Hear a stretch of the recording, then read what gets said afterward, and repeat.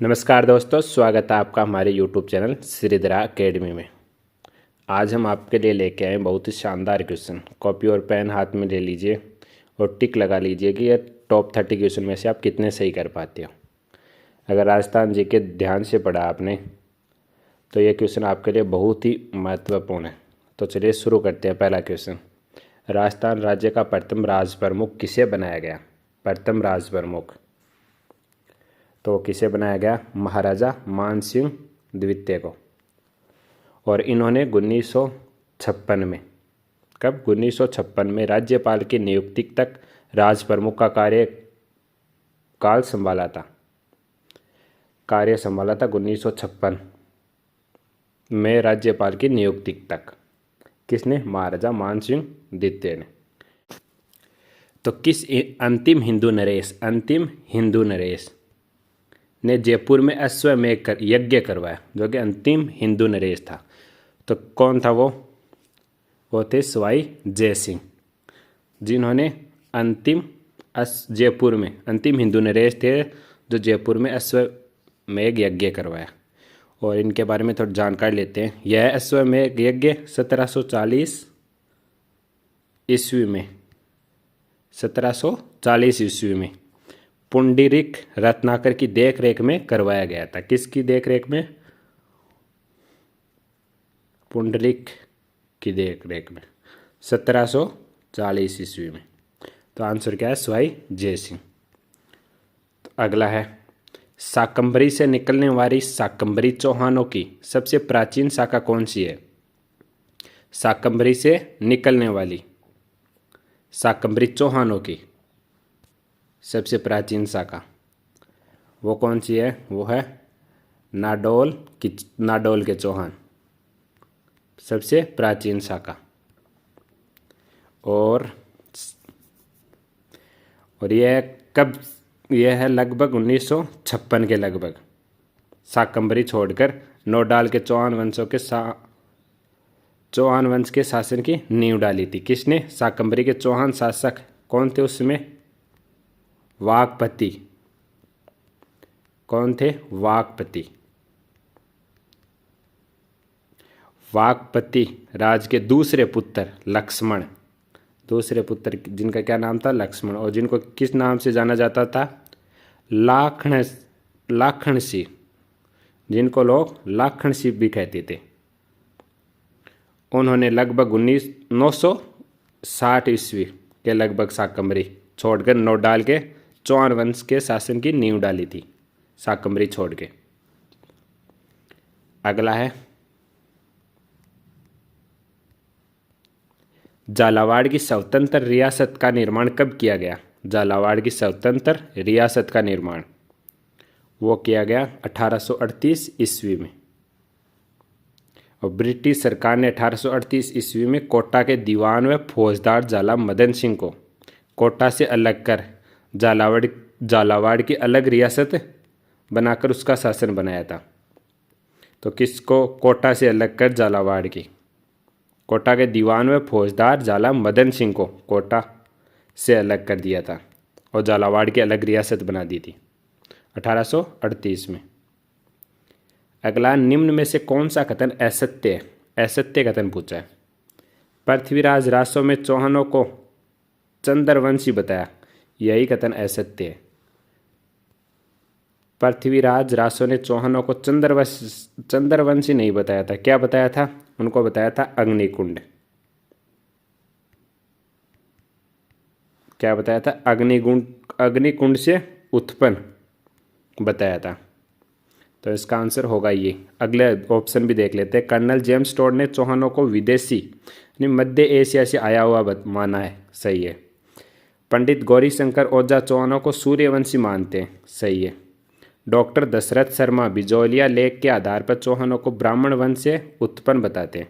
तीनों बातें सही है। इनसे भी क्वेश्चन आता है, ये गलत है कथन कि इनको चंद्रवंशी नहीं बताया गया था, इनको बताया था अग्निकुंड से उत्पन्न बताया था।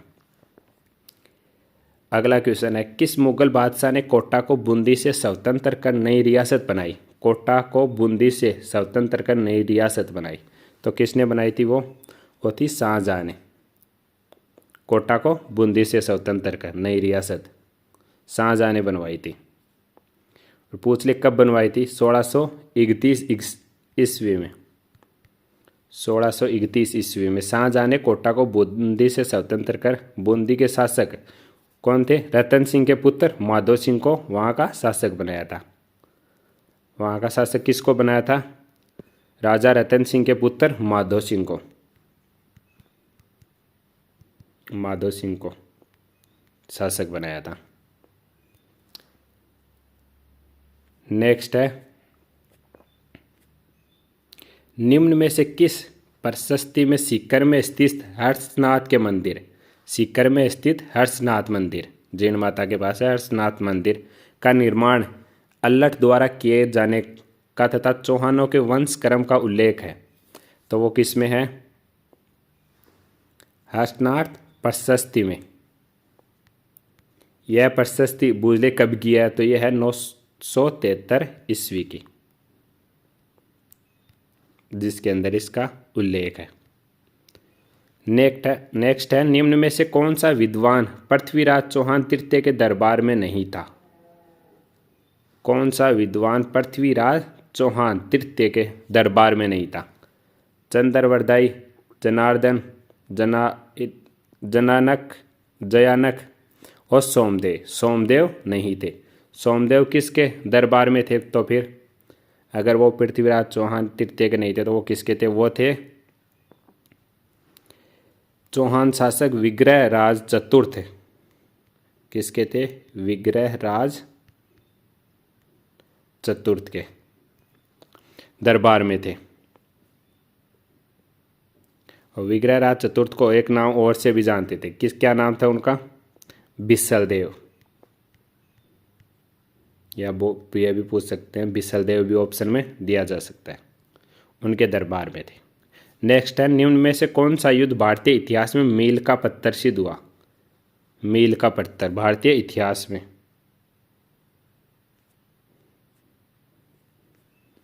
तो वो कौन सा युद्ध था? तराइन का द्वितीय युद्ध। तराइन का द्वितीय युद्ध। और इस युद्ध के बाद ही भारत में स्थायी मुस्लिम साम्राज्य का आरंभ हुआ था। मुस्लिम साम्राज्य का तराइन के युद्ध के बाद, युद्ध से ही, तराइन के द्वितीय युद्ध से ही मुस्लिम साम्राज्य का प्रारंभ हुआ भारत में। हड़ौती वंश का शासन स्थापित करने का श्रेय किसे है? हड़ौती वंश का शासन स्थापित करने का श्रेय किसे है? तो वो किसे है? हाड़ा देवा को। हड़ौती हाड़ा देवा। और ये 1241 ईस्वी में मीणा शासक जेता, मीणा शासक थे जेता, जिनको पराजित कर हाड़ा चौहान देवा ने बूंदी पर अपना शासन स्थापित किया था और हाड़ौती वंश की स्थापना की थी। झुंझुनू में मुस्लिम शासन की स्थापना किसने की थी? झुंझुनू में मुस्लिम शासक की स्थापना किसने की थी? तो वो किसने की थी? मोहम्मद खान व शमस खान ने। मोहम्मद खान व शमस खान ने झुंझुनू में मुस्लिम शासन की स्थापना की थी। पूछ ले कब की थी? वो थी 1450 ईस्वी के आसपास। 1450 ईस्वी के आसपास। तो यहाँ के जो तत्कालिक चौहान शासक को हराकर अपना शासन स्थापित किया था, मुस्लिम शासन थे जिन्होंने चौहानों को हराया था, वो कौन थे? मोहम्मद खान व शमस खान। नेक्स्ट है, मेवाड़ शासक शक्ति कुमार के शासनकाल में किस परमार शासक ने आक्रमण कर आगाटपुर यानी आहड़ पर अपना अधिकार कर लिया था? आहड़ पर अपना अधिकार कर लिया था। तो वो कौन थे?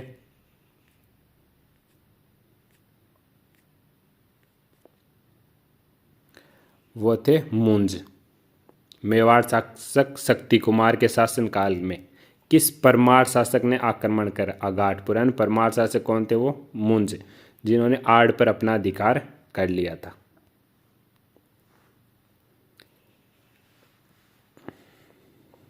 वो कब की बात है ये? 997 ईस्वी के हस्तिकुंड अभिलेख में मालवा के परमार शासक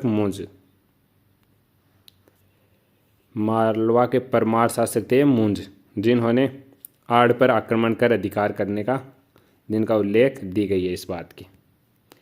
नेक्स्ट है, निम्न में से कौन सा युग्म असंगत है? असंगत युग्म, ये है असंगत युद्ध गागरोन का युद्ध राणा सांगा व दिल्ली सुल्तान इब्राहिम लोदी के मध्य। नहीं, ये किसके, गागरोन का युद्ध किस किस के मध्य हुआ था?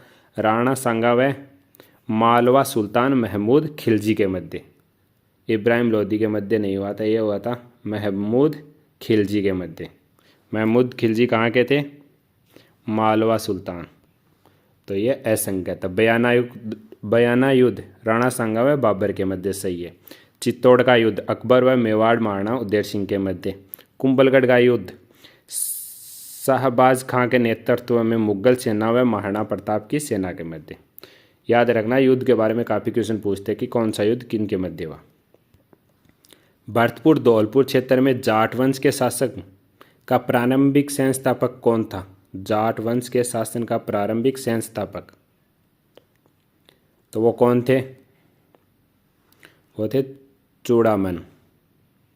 Option A Chudaman. मुगल सम्राट औरंगजेब की मृत्यु के आसपास जाट सरदार चूड़ामन ने थून में किला बनाकर, किसमें? थून में किला बनाकर जाट वंश का राज्य स्थापित किया था, जाट सरदार चूड़ामन ने। नेक्स्ट है, उत्तर बड़कीवाड़ बाठी की पदवी से किसे सुशोभित किया गया है?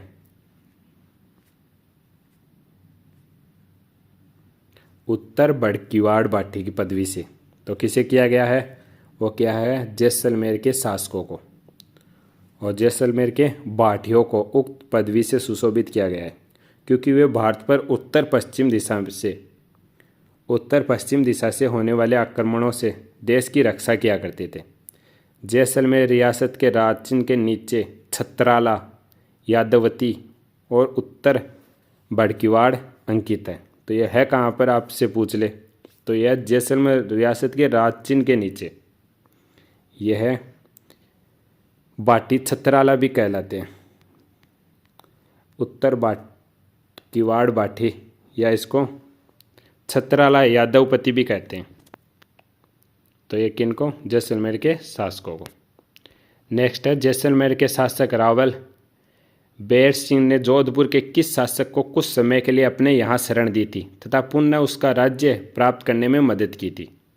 पहले शरण दी थी और फिर पुनः उनका राज्य प्राप्त करने में मदद की थी। और वो जोधपुर के शासक कौन थे? वो थे राव जोधा। जब जोधा के पिता राव रणमल की मेवाड़ में हत्या हो गई थी तब चूड़ा के नेतृत्व में मेवाड़ की सेनाओं ने मंडोर पर अधिकार कर लिया था। तब संभवतः राव जोधा को जैसलमेर की राव बैरल सिंह ने शरण दी थी। रावल बैरल सिंह ने शरण दी थी जो जैसलमेर के शासक थे। तो बाद में उनको पुनः उनका राज्य प्राप्त करने में मदद की थी, जितवाया था। अगला है, मरोठा के किले का निर्माण किस शासक ने करवाया? मरोठ के किले का निर्माण किस शासक ने करवाया? तो वो किसने करवाया?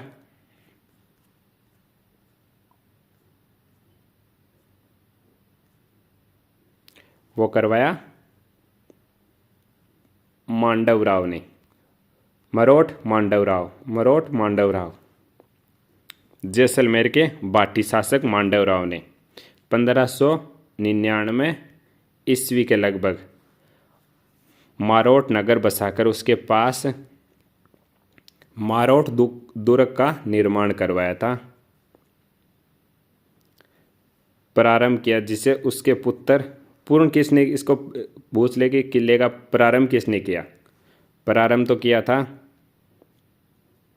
मांडवराव ने मारोठ दुर्ग का, और उसको पूरा किसने कहा? उसके पुत्र सूरसेन ने, कि उनकी मृत्यु हो चुकी थी, उसके बाद इसने सूरसेन ने इसका पुनर्निर्माण करवाया था। कौन सा युग्म असंगत है? निम्न में से कौन सा युग्म असंगत है?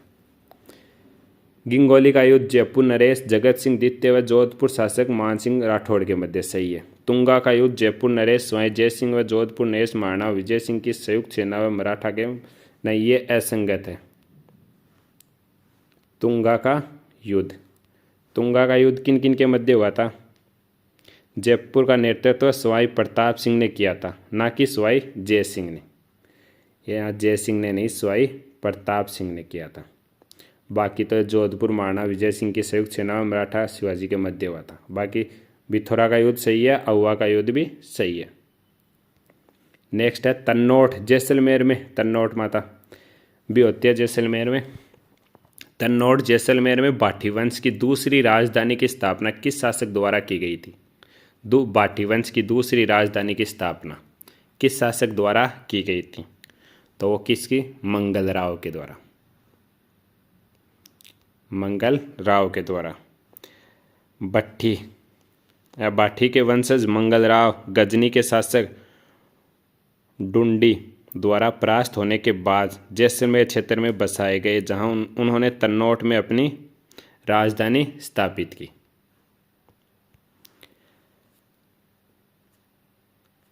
नेक्स्ट है जैसलमेर के बाठी राजवंश का निम्न में से किस शाखा से संबंध है? जैसलमेर के बाठी राजवंश का किस शाखा से संबंध है? तो वो किससे है? यादवों के एक वंशज भट्टी के वंशज बाठी कहलाने लगे। अगला है बलीचा गांव के पास किसकी छतरी है? बलीचा गांव के पास किसकी छतरी? या आपको छतरी दे के पूछ ले कि वो किस गांव के पास है, तो वो किसकी है? चेतक की छतरी कहाँ है? बलीचा गांव के पास। नेक्स्ट है पिछोला झील में जगत निवास महल का निर्माण किसे मेवाड़ शासक ने करवाया? किस मेवाड़ शासक ने करवाया था पिछोला झील में जगत निवास महल का निर्माण? तो वो किसने करवाया था?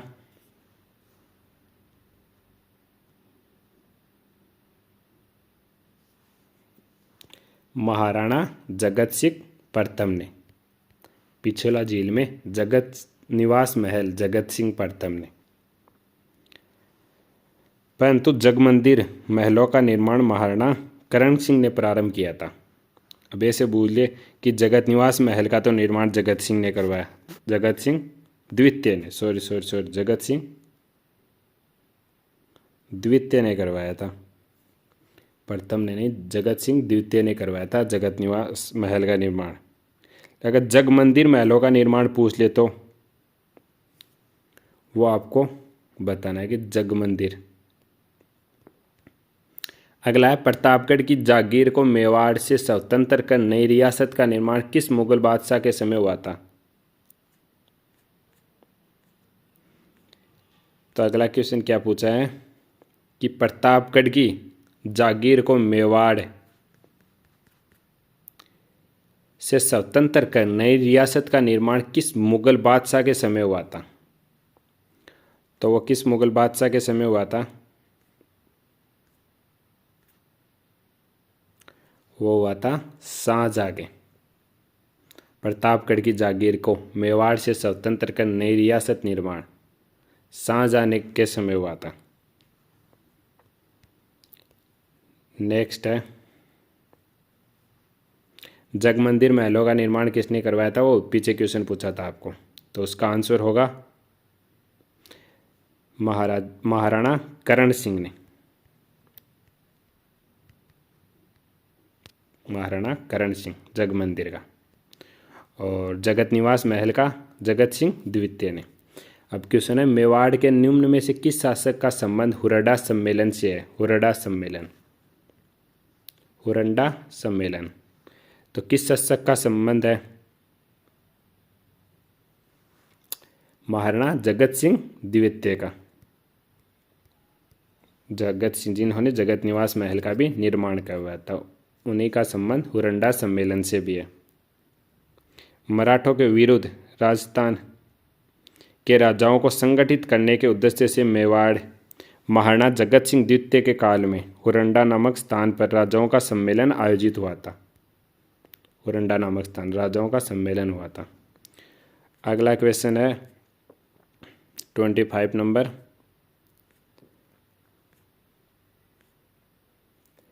महाराणा प्रताप ने मेवाड़ भूमि को मुगलों से मुक्त कराने का अभियान कहाँ से प्रारंभ किया था? महाराणा प्रताप ने मेवाड़ भूमि को मुगलों से मुक्त कराने का अभियान कहाँ से प्रारंभ किया था? बहुत ही अच्छा क्वेश्चन है। तो कहाँ से किया था? दिवेर से। दिवेर के किले का मुख्तार सम्राट कौन था? अकबर का काका सुल्तान खान था। प्रताप ने अक्टूबर 1582 में उस पर आक्रमण कर दिवेर का युद्ध 1582 में क्या हुआ था? उस पर आक्रमण किया था। वो कौन सा? दिवेर का युद्ध था। वहाँ स्थित मुगल सेना को हरा दिया तथा दिवेर पर अपना आधिपत्य स्थापित कर मेवाड़ को मुगलों से मुक्त कराने के अभियान का सूत्रपात किया था। तो किसको हराकर? अक्टूबर 1522 में अकबर का काका सुल्तान खान था, तो उसको हराकर मुगलों से मुक्त, जिसको दिवेर का युद्ध भी कहते हैं, वहाँ स्थित मुगल सेना को हरा दिया था दिवेर पर अपना अधिकार स्थापित कर लिया था। नेक्स्ट है, मेवाड़ राज्य को प्राचीन समय में अन्य नाम से जाना जाता था। किस अन्य नाम से जाना जाता था प्राचीन समय में मेवाड़ राज्य को? वो जाता था शिवी, प्रागवाट, मेदपाट। उपरोक्त सभी तीनों नामों से जाना जाता था। पहले मेद अर्थात मेव या मेड़ जाति का अधिकार रहने के कारण इनका नाम मेदपाट पड़ा। इनका नाम मेदपाट क्यों पड़ा? यह पूछ ले कि मेवाड़ राज्य का नाम मेदपाट क्यों पड़ा? क्योंकि यहाँ पर मेव या मेड़ जाति का अधिकार था पहले, इस कारण इसका नाम मेदपाट रख दिया था। अगला है 27 का। महाराणा सांगा ने के राज्यारोहण के समय मालवा का शासक कौन था? महाराणा सांगा के राज्यारोहण के समय मालवा का शासक कौन था? तो उस समय कौन था? नसीरुद्दीन मालवा का शासक। सांगा के राज्यारोहण के समय मालवा के नसीरुद्दीन का शासक था। 1511 ईस्वी में नसीरुद्दीन की मृत्यु के बाद वहाँ उत्तराधिकारी का संघर्ष शुरू हो गया। कुछ अमीरों के सहयोग से महमूद खिलजी द्वितीय मालवा का सुल्तान बना और गुजरात में महमूद बेगड़ा का शासन था। गुजरात में किसका था? महमूद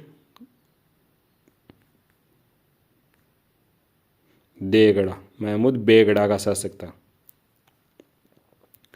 तो उस समय मालवा का शासक कौन था? नसीरुद्दीन। तो अगला क्वेश्चन है, जीवन के प्रारंभिक दिनों में महाराणा सांगा के आश्चर्यदाता कौन बने थे? आश्चर्यदाता जीवन के प्रारंभिक दिनों के यानी शुरुआती दिनों में महाराणा सांगा के, तो वो कौन बने थे? करमचंद पंवार। और ये कहाँ के थे करमचंद? अजमेर। कहाँ के थे? अजमेर के करमचंद पंवार ने सांगा को सांगा के बड़े भाइयों से बचाकर अज्ञातवास में रखा था। किसके बड़े भाई इसको मारना चाहते थे, तो उनसे बचाकर इनको अजमेर में अज्ञातवास में, जहाँ इसको कोई ढूंढ ना सके, वहाँ रखा था। अगला है, सांगा द्वारा इड्र के उत्तराधिकार संघर्ष में हस्तक्षेप करने का प्रमुख कारण क्या था? इड्र के उत्तराधिकार संघर्ष में हस्तक्षेप करने का सांगा का प्रमुख कारण क्या था? वो था अपने समर्थक व्यक्ति को इड्र की गद्दी पर बिठाना, यानी अपने आदमी को बिठाना चाहता था ये, इसलिए इसने बीच में हस्तक्षेप किया था सांगा द्वारा। तो नेक्स्ट क्वेश्चन है आज का लास्ट क्वेश्चन, इब्राहिम लोदी द्वारा मेवाड़ पर आक्रमण करने का प्रमुख कारण क्या था? इब्राहिम लोदी द्वारा मेवाड़ पर आक्रमण करने का प्रमुख कारण वो क्या था? सांगा द्वारा दिल्ली सल्तनत के अधीन पूर्वी राजस्थान क्षेत्रों को जीत लिया जाना। ये जीतना चाहता था, इसलिए इब्राहिम लोदी द्वारा मेवाड़ पर आक्रमण करने का प्रमुख कारण यह था। तो ये थे आज के 30 क्वेश्चन। तब आप अपना स्कोर बताना 30 में से कितने सही हुए, कितने गलत। क्लास कैसी लगी वो भी कमेंट बॉक्स में बताना, और लाइक करना और कमेंट ज़रूर करना। अच्छी लगी तो सब्सक्राइब और अपने फ्रेंड के साथ भी शेयर करना। धन्यवाद, मिलते हैं नेक्स्ट क्लास में।